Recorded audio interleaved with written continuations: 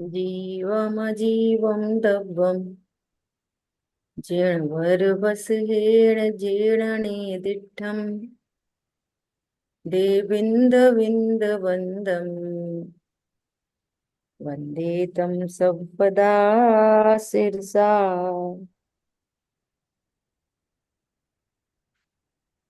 द्रव्य संग्रह जी ग्रंथ गाथा नंबर 55 पर हम लोग स्वाध्याय कर रहे हैं गुरुदेव श्री के प्रवचन के माध्यम से।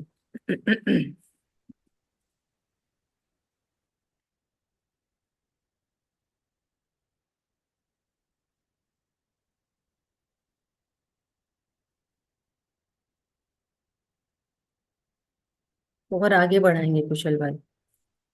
बस बस। हाँ, ये भी सब अपना हो गया था। और आगे करेंगे।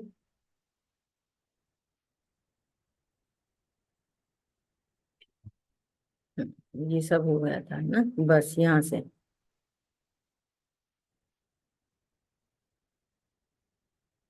यहाँ से चर्चा करनी थी अपन को। ठीक है। ये श्रीमद रायचंद जी का अपन ने कल देख लिया था। थोड़ा सा बैक करेंगे। ये है ना, ये यस सब जी। देख।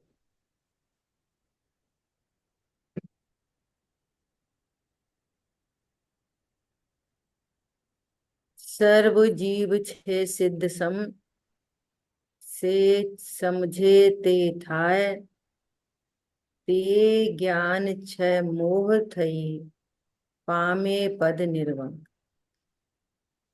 इस प्रकार तीन जगह श्रीमद रायचंद जी ने आत्म सिद्धि के लिए शास्त्र में ज्ञान की प्रधानता से बात की है। कल अपनी ये चर्चा हो गई थी। हाँ जी। इस प्रकार यथार्थ ज्ञान करे तो मोह क्षय हो जाए।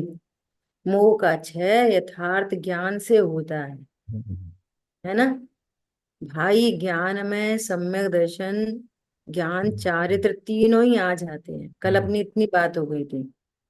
पंडित साहब को याद किया था कि पंडित साहब कहते हैं कि ज्ञान कभी अकेला नहीं होता। अगर अज्ञान है तो मिथ्या दर्शन मिथ्या चारित्र साथ में ही होते हैं। और सम्यक ज्ञान है तो सम्यक दर्शन सम्यक चारित्र साथ में ही होते हैं। कभी ज्ञान अकेला होता ही नहीं है। ख्याल में आई बात। ऐसा आप में से कोई रोमी जी आपको दिख रहा है आपको स्क्रीन पे? मुझे दिख ना रहा है भाभी जी। हाँ हाँ, हाँ। स्कूल से पढ़ने की बहुत हैबिट नहीं है ना, तो थोड़ी हाँ। दिक्कत। आप पढ़ो। निज शुद्धात्मा को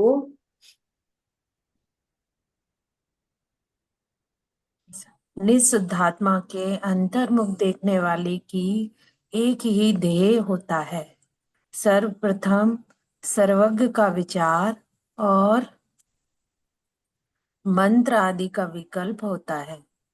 तब अशुभ राग घटकर शुभ राग आता है। फिर बाद में शुभ का व्यय होकर स्वभाव में जम जाता है।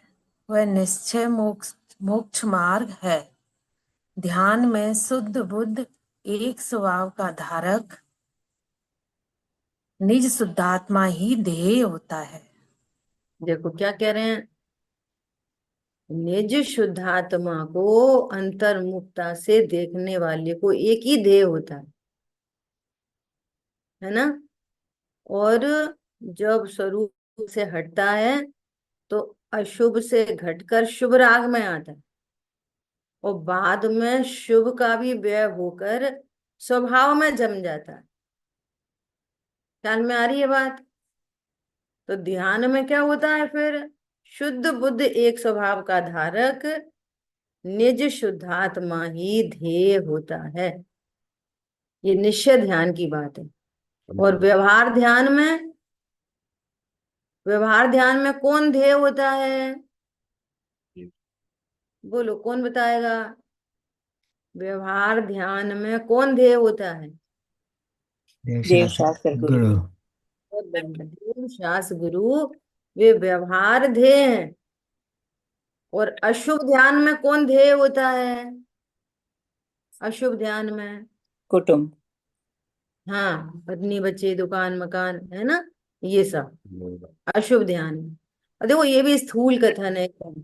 यदि पत्नी बच्चों का विकल्प भी उनको तत्व ज्ञान में लगाने का हो तो वे शुभ ध्येय बन जाते हैं। ख्याल में आ रही बात? आपके इंटेंशन पे डिपेंड करता है, ये भी विचार करना। आगे।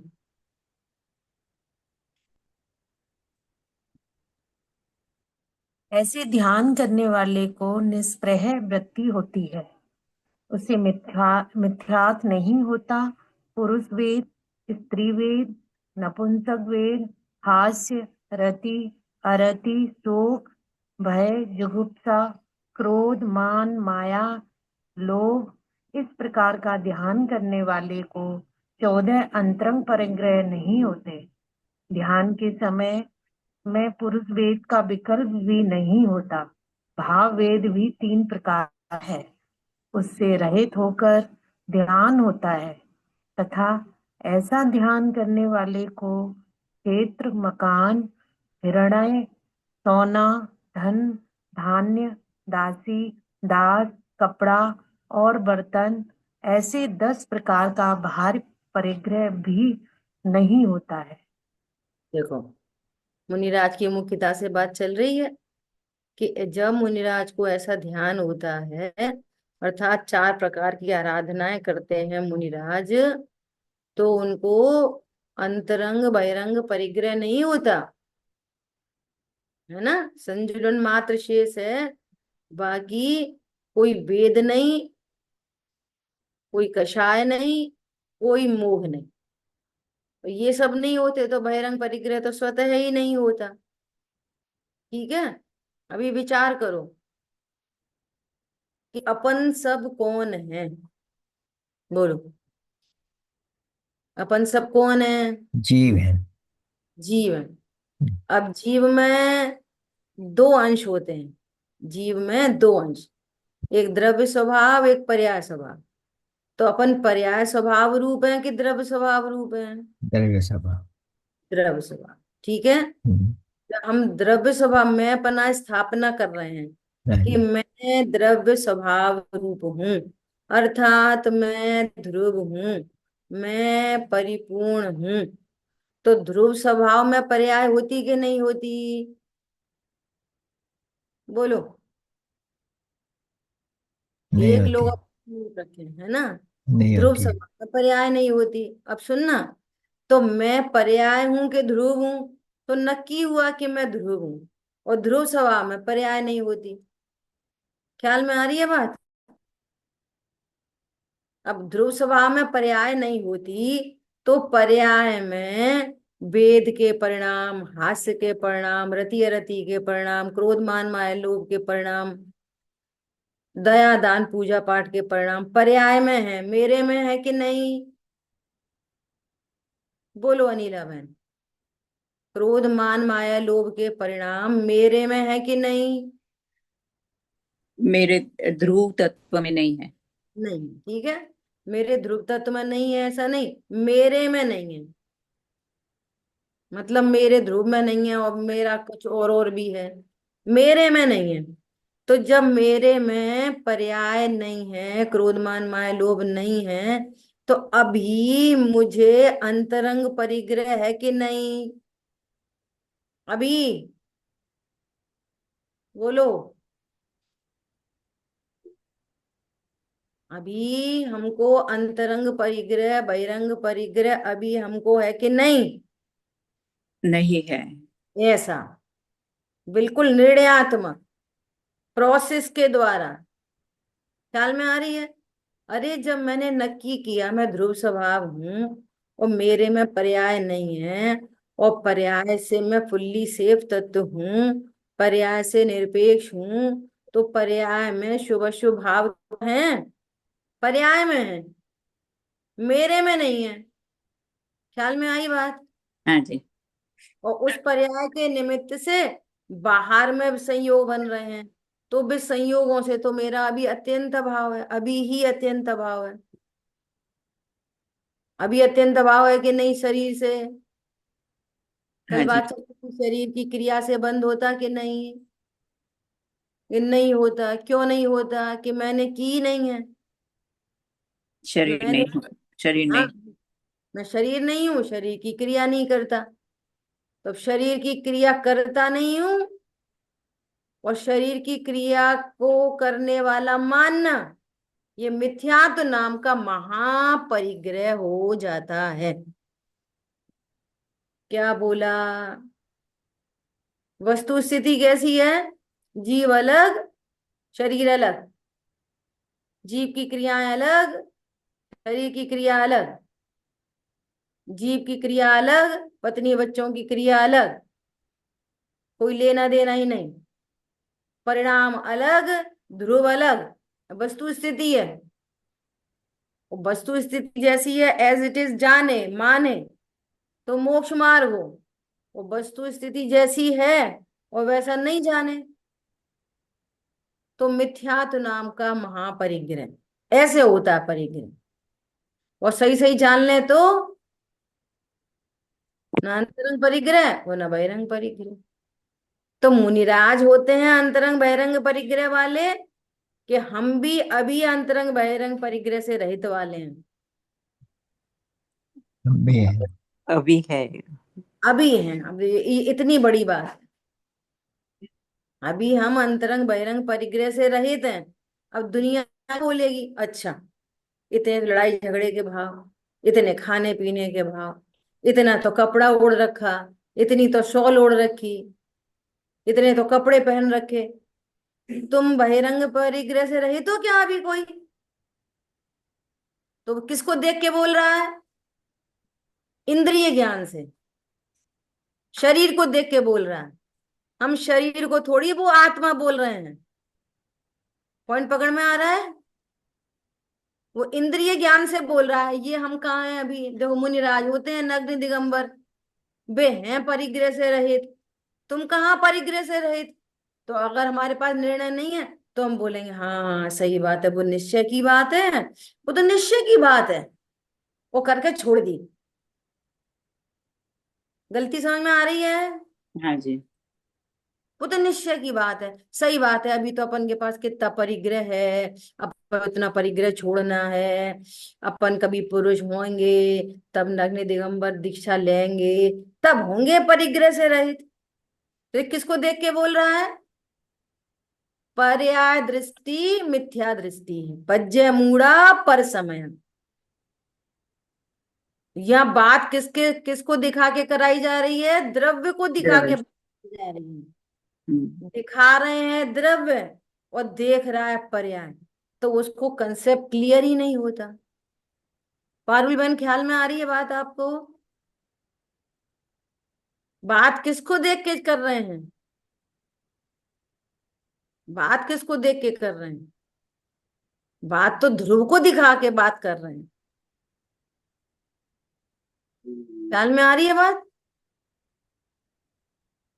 तो मुनिराज को पर्याय में भी परिग्रह से रहित पना प्रकट हो गया।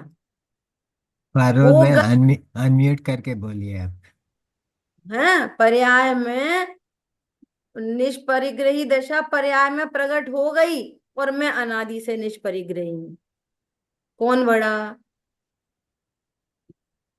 अच्छा, उनकी पर्याय में भी जो निष्परिग्रही दशा प्रकट हुई, तो पर्याय में प्रकट हो गई कि द्रव्य स्वभाव के आश्रय से प्रकट हो गई? उन्होंने अपने को निष्परिग्रही जाना तब प्रकट हुई, कि पर्याय में प्रकट हुई पहले बाद में जाना? समझ में आ रही है कुछ?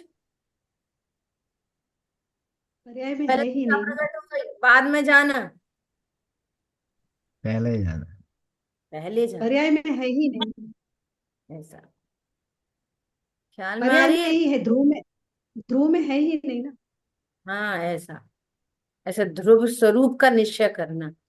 नहीं तो हम ऐसे ही करके, सही बात है मुनिराज अंतरंग बहिरंग परिग्रह से रहित होते हैं, अपन कितने परिग्रह वाले। किसको देख के बोल रहा है परिग्रह वाले? पर्याय को देख के, असमान जाति द्रव्य पर्याय को देख के, संयोगों को देख के, और भगवान दिखा रहे हैं ध्रुव तत्व को। इतनी बड़ी मिसिंग है, इसलिए ये वस्तु स्वरूप ख्याल में नहीं आता।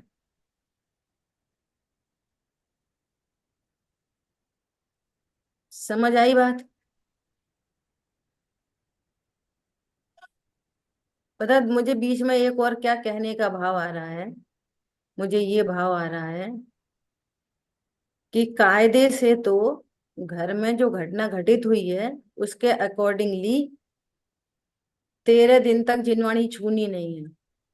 तो समाधान दिया गया कि अपन लैपटॉप पे स्क्रीन पे करके और स्वाध्याय करेंगे, ठीक है। फिर पंच कल्याणक में जाना है तो लंबी छुट्टी हो जाती है ना।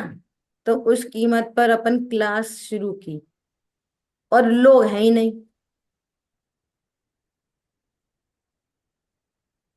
कुशल भाई, मैं फिर से सबको मैसेज भेज दूंगा कि शुरू हो गया है। लोगों ने ही समझा होगा कि आप सोतक में होंगे इसलिए नहीं आ रहे हैं। मेरा ख्याल है, मुझे पता वरना तो नहीं। मैसेज कर दिया था ना। हम लोग हम्म, हम लोग जब है ना हम्म, नेट पर मार्केटिंग करते थे, आज मैं शांतनु को ऐसे ही बताया। और जब हमारी अपलाइन आती थी, हाँ, अली साहब के साथ हम लोग वो मार्केटिंग करते थे। अच्छा। जब है ना ग्वालियर में ऐसे वाली साहब आते थे, तो हम लोग क्या करते, एक दिन में हम्म, 40 फोन, 50 फोन, 100 फोन, सर आ रहे हैं, सर आ रहे हैं, भाई भैया आ रहे हैं, भैया आ रहे हैं, इतना हम्म, इतना प्रमोशन करते थे। हॉल भरता। हम्म, फिल्म खबर लग रही है, जिसका कोई लाभ नहीं हुआ आज तक। और ये तो हमारे पारमार्थिक हित की बात हम्म, है ना। हम्म, इसे ध्यान रखना। ठीक है। चलो आगे। दीदी, प्रदीप भाई वगैरह है ना, वो लोग इंडिया में हैं। प्रदीप भाई, प्रतिभा बहन, वो सब इंडिया में है। तो वो लोग इसलिए नहीं जुड़ रहे होंगे शायद। हम्म। चलो, मेरे को तो विकल्प आया जो मैंने बोला। हाँ हाँ, मैं भी वैसे ही बोल रही हूँ। अ, हम्म। वो लोग अभी नहीं, विंटर के बाद आएंगे। यहाँ चिकागो में ठंड बहुत है। हम्म। ठंड बहुत है तो हमारे नोएडा आ जाओ कि ग्वालियर आ जाओ। ये वो लोग सोनगढ़ में है दीदी। हमारे साथ रहो बढ़िया आराम से। नहीं दीदी, वो 24 तारीख को वापस आने वाला है, तो आप आ गए हो क्या? आज कितनी तारीख है मालूम भी नहीं, लेकिन 24 तारीख है। बस तो आज ही वापस से अमेरिका आ लेगा। चलो ठीक है। हाँ, ठंड ठंड बहुत है चलिए दीदी, यहाँ पर कई जगह बहुत आ बर्फ गिर रही है। जाओ, आ जाओ बढ़िया, यहीं पर आ। यहाँ से दिल जो जाते हैं ना दीदी इंडिया, उनको दिल्ली में बहुत ठंड लगती है, पता नहीं क्यों। क्योंकि हाँ, वहां है ना, टाइल्स होती है, हीटर नहीं होता है, वैसा होता है ना। तो यहाँ के यूज टू नहीं है ना, इसलिए ठंड ज्यादा लगती है। चलिए पढ़ेंगे आगे। हाँ, रोमी जी पढ़ो आप आगे। मुनि को 14 अभ्यंतर और 10 भाई, इस प्रकार 24 परिग्रह का प्रकार का परिग्रह नहीं होता है। ऐसा परिग्रह रहित मुनि ध्यान करने वाले होते हैं। इस प्रकार ध्याता का स्वरूप कहा। वे निर्ग्रंथ मुनि होते हैं। ऐसे छठवें सातवें गुण स्थान में निरंतर झूलते रहते हैं।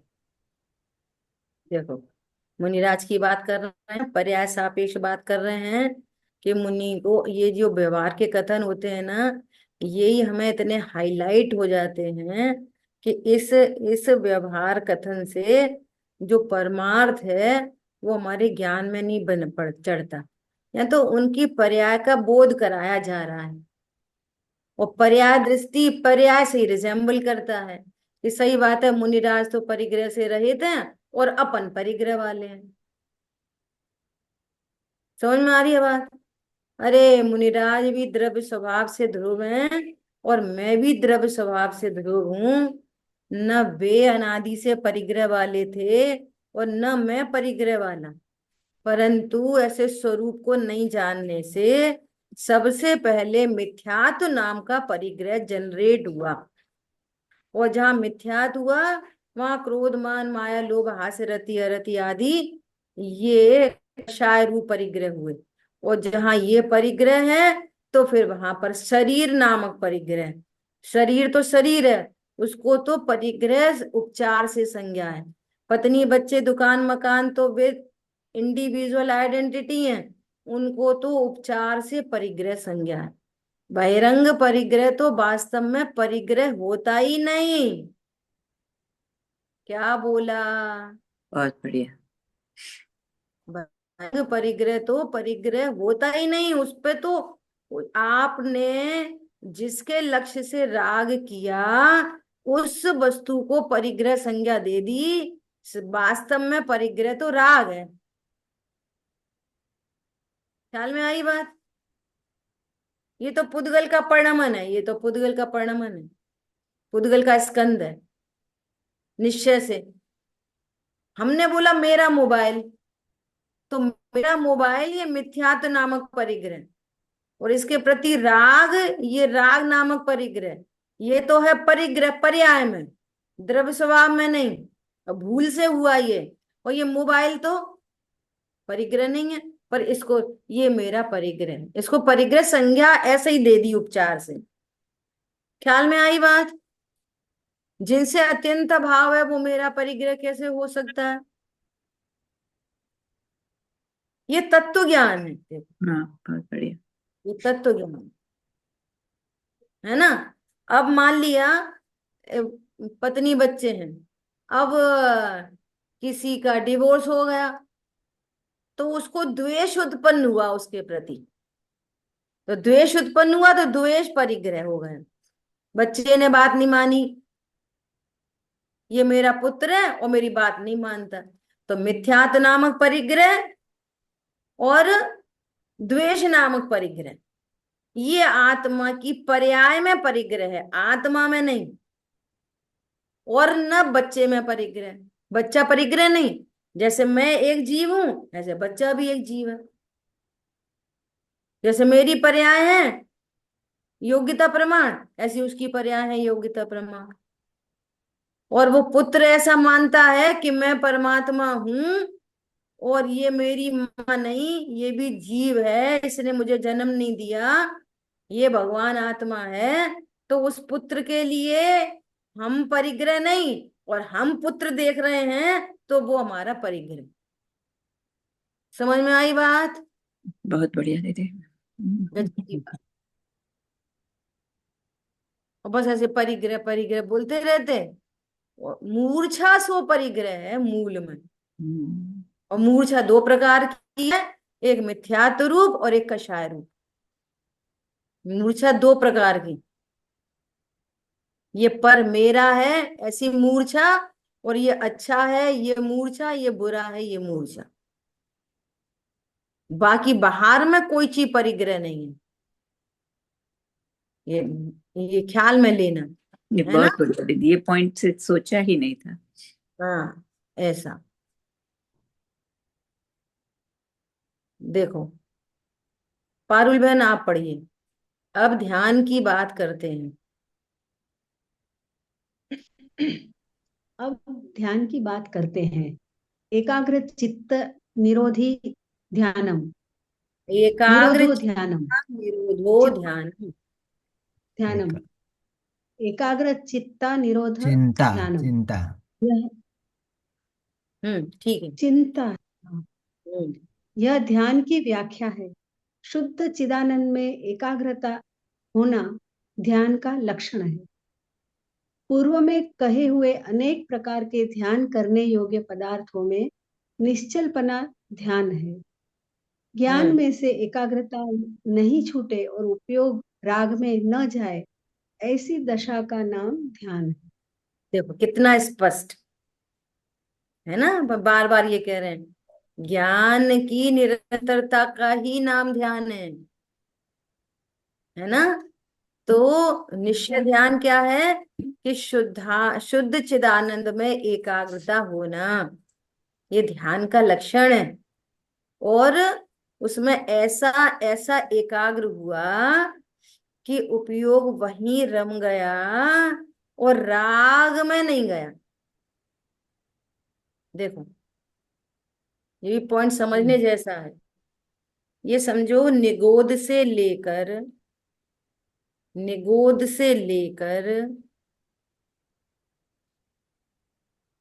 12वें गुण स्थान पर्यंत, या 10वें कह लो, 10वें गुण स्थान पर्यंत एक समय बाकी नहीं होता जिस समय राग की उत्पत्ति न हो। क्या बोला? निगोद से लेकर 10वें गुण स्थान पर्यंत, चाहे वो विग्रह गति हो, शरीर नहीं है लेकिन राग है। क्या बोला? विग्रह गति के अंदर शरीर नहीं है लेकिन राग है, बंद है। गजब की बात है। हम सोचते हैं शरीर की वजह से राग होता है, पत्नी बच्चों के कारण राग होता है। विग्रह गति में कौन से पत्नी बच्चे, कौन सा शरीर ही नहीं है। एक क्षण राग नहीं रुकता नहीं है। वो परंतु दीदी, वो कार्बन वर्गना साथ में है इसलिए राग है। वो तो निमित्त नैमित्तिक संबंध है। कर्मण वर्गणा जीव को राग थोड़ी कराते हैं।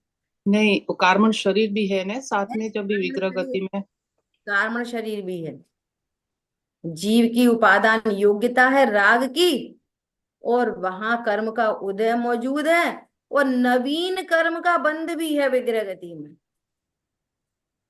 क्या कहा? अपना मैटर तो अभी दूसरा है। क्या दूसरा है? कि राग तो निरंतर है, निरंतर, लेकिन ध्यान के काल में वो ज्ञान राग का लक्ष्य छोड़कर स्वभाव सन्मुख होता है, तो उसको ध्यान कहते हैं। ऐसा नहीं है कि वह राग की उत्पत्ति नहीं चल रही है। ये पॉइंट मुझे हाईलाइट करना है। राग की उत्पत्ति तो एक क्षण नहीं रुकती, एक क्षण भी नहीं उपयोग रुकती। नहीं। उपयोग में नहीं लिया।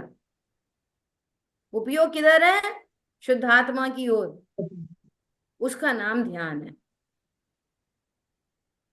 अब देखो, राग हो तो जरूर दुखी होना पड़ेगा ना। यदि राग होएगा तो दुखी होना पड़ेगा ना। अरे राग है और हमारा उपयोग नहीं है उधर, और हमारा उपयोग स्वभाव सन्मुख है, तो हम दुखी नहीं हो रहे। बराबर। ख्याल में आई बात? भैया राग है तो दुखी होना ही पड़ेगा, कर्म का उदय है तो दुखी होना ही पड़ेगा। कर्म का उदय भी है, राग भी है, हमने अपने उपयोग को स्वभाव सन्मुख किया है, तो हमें दुख नहीं है, उल्टा आनंद की धारा बह निकली। और कर्म का उदय भी चल रहा है और राग भी चल रहा है, और जाति जाति छूटने लग जाएगी, अनंतानुबंधी जाति छूट जाएगी, तो अप्रत्यक्ष ध्यान राग चलता रहेगा। अब मान लिया उसको 10 साल तक चौथा गुण स्थान है, तो 10 साल तक चौथा गुण स्थान है तो बहुत बार आत्मानुभूति हो जाएगी, तो अप्रत्यक्ष ध्यान राग बना रहेगा, लेकिन दुख नहीं होगा। जब जब स्वभाव सन्मुख होगा तब तक आनंद का की अनुभूति होगी, और अनंत अनुबंधी के अभाव रूप आनंद तो प्रति समय चल रहा है। समझ में आई बात? प्रति समय आनंद चल रहा है।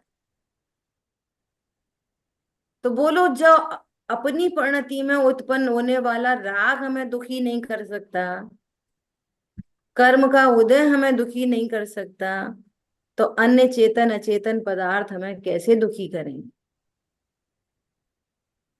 ख्याल में आ रही है बात? ये हाँ लीला।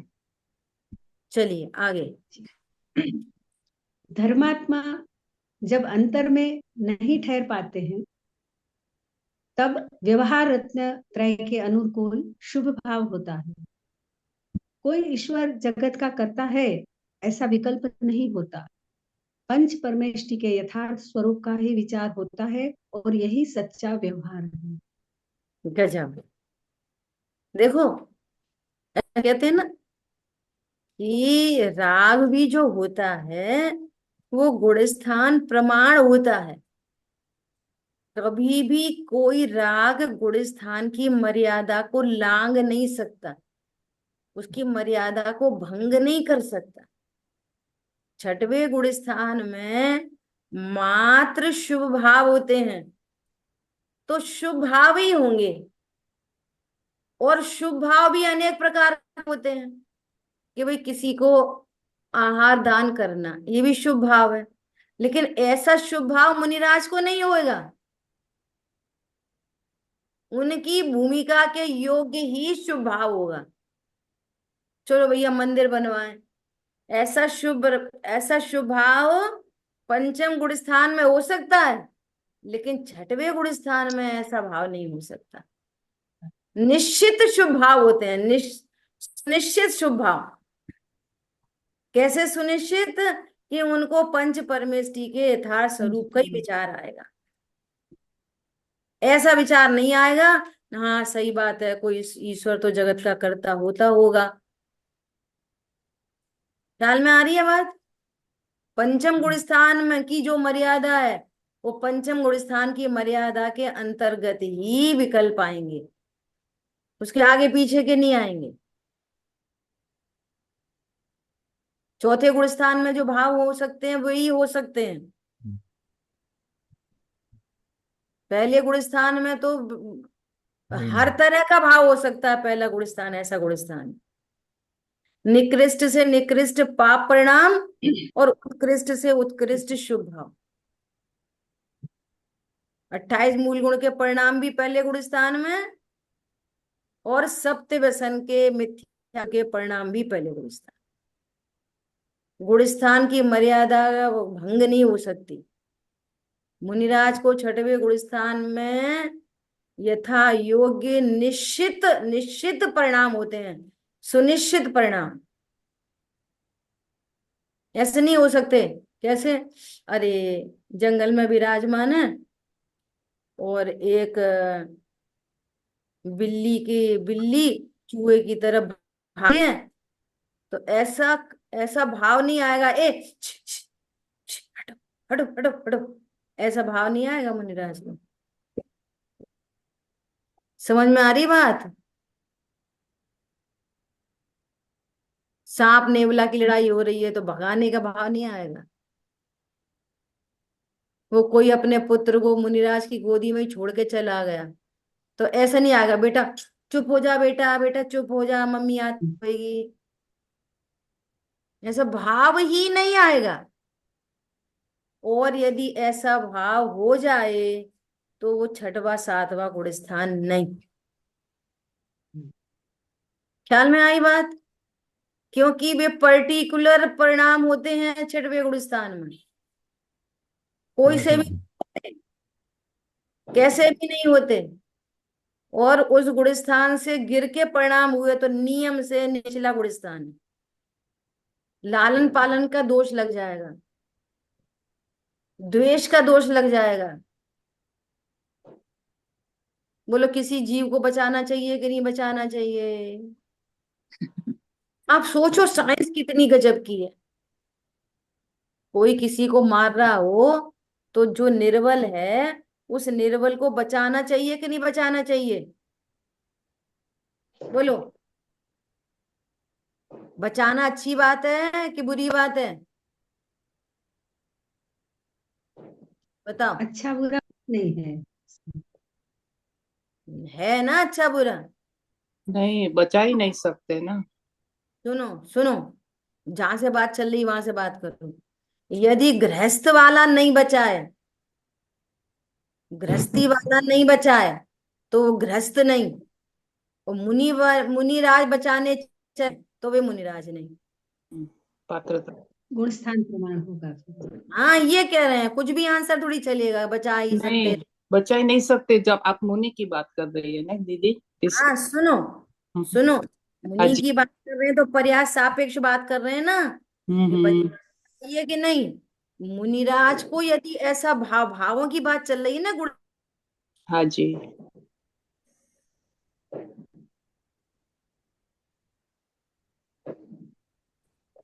उस गुलिस्तान में होने वाले भावों की बात चल रही है, शुभ भावों की बात चल रही है, तो मुनिराज को ऐसा बचाने का शुभ भाव होना चाहिए कि नहीं होना चाहिए? कि उनकी भूमिका में यदि वो भाव, शुभ भाव तो होता है, लेकिन देवशास्त्र गुरु के प्रति का शुभ भाव होता है, ये बचाने करने का शुभ भाव मुनिराज को नहीं होता, ये कहना है। बात सत्य है। बराबर। अगर मुनिराज को ये बचाने का पड़ा, कमंडल में पानी है और कोई प्यासा बिल्कुल बिलख रहा है, तो मुनिराज को पानी पिलाना चाहिए कि नहीं पिलाना पिलाते ही चाहिए? नहीं है, पिलाते नहीं है वो। अरे नहीं पिलाते बात की बात है, ये पूछ रहे हैं पिलाना चाहिए कि नहीं। उनका भाव अरे आता उस ही नहीं है। भूमिका में ऐसे भाव होते ही नहीं, और अगर ऐसे भाव हो जाए तो वे मुनिराज नहीं, उन वो गुड़स्थान ही नहीं है छठवां, वो पांचवा हो सकता है, चौथा हो सकता है, पहला हो सकता है, लेकिन छठवां सातवां गुणस्थान नहीं हो सकता। क्यों? छठवें सातवें गुणस्थान में ऐसे परिणाम होते ही नहीं। वे वो मुनि दशा, वो मुनि दशा, वो ज्ञान श्रद्धा चारित्र की आराधना इसलिए नहीं है। उस वो मुनिराज के योग्य परिणाम तो ये हैं कि अब आप द्रव्य गुण पर्याय के भेद का विचार भी छोड़ो और क्षणी आरोहण करो, ये भाव आपके योग्य। खबर में लग रही है बात? ये परिणाम आपके योग्य नहीं है, वो गृहस्थी वाले को ये भाव नहीं हो तो तुम सदगृहस्थ नहीं हो। नहीं। बात बदल गई ना। मुनिराज बैठ के आहार करें तो मुनिराज नहीं है, और श्रावक खड़े होके आहार करे तो वो सही श्रावक नहीं है।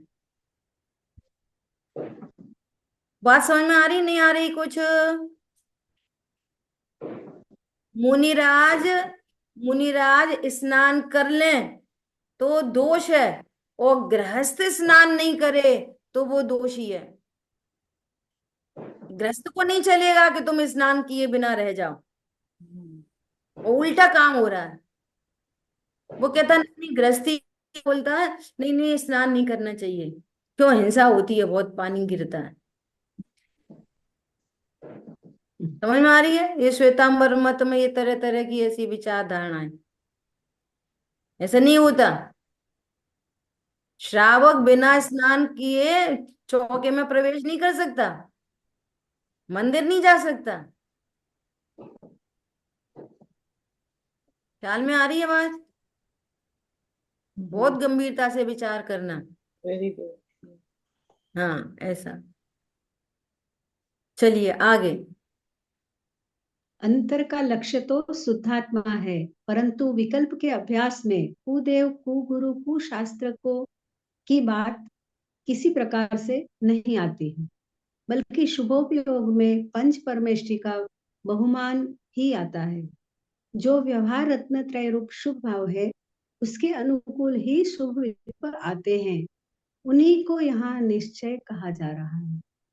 देखो कैसी गाथा आई, ये पहली बार सुननी होगी ये वाली बात। क्या बोल रहे हैं कि मुनिराज को शुभ भाव तो आते हैं, लेकिन कौन से शुभ भाव आते हैं? कि व्यवहार रत्नत्रय वाले।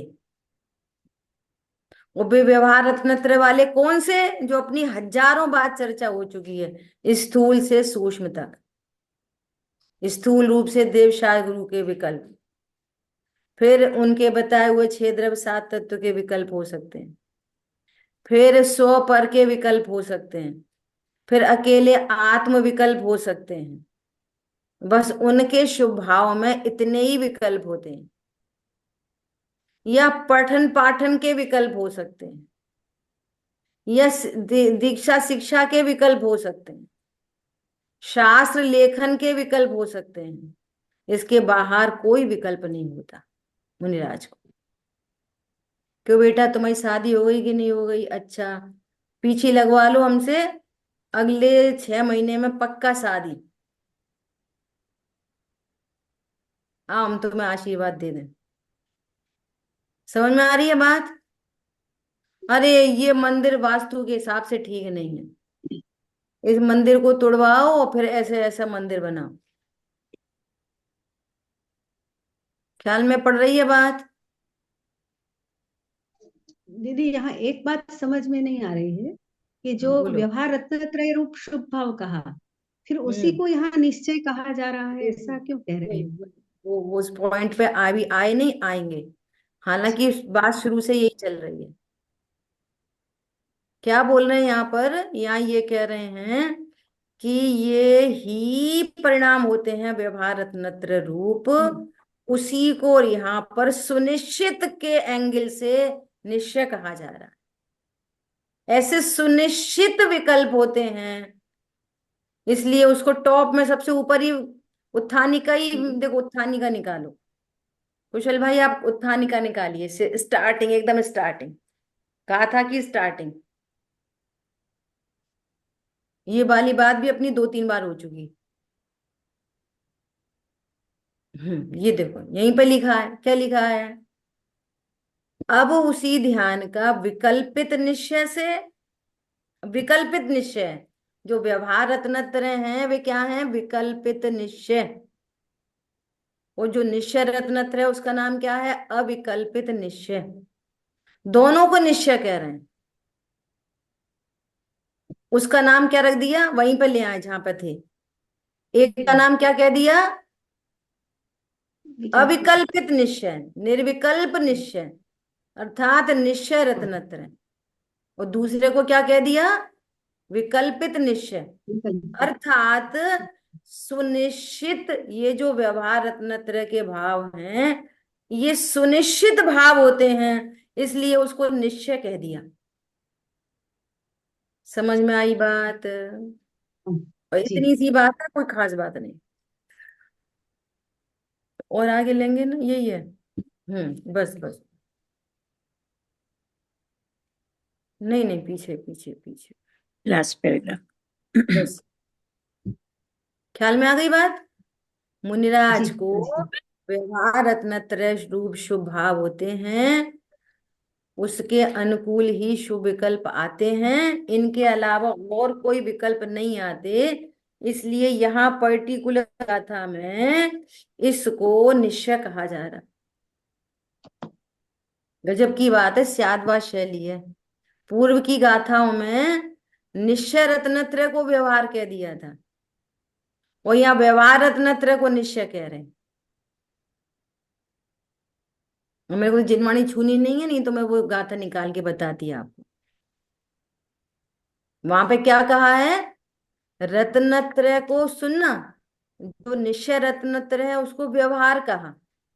क्यों कहा व्यवहार? वहां पर क्या एंगल था? भेद सो व्यवहार। उन्होंने आत्मा को निश्चय कहा और रत्नत्रय की पर्यायों को व्यवहार कहा। एक एंगल ये भी है ना, अभेद सो निश्चय, भेद सो व्यवहार। तो अभेद आत्मा को निश्चय मोक्ष मार्ग कह दिया, और भेद पर्यायों को व्यवहार कह दिया। एक ये एंगल।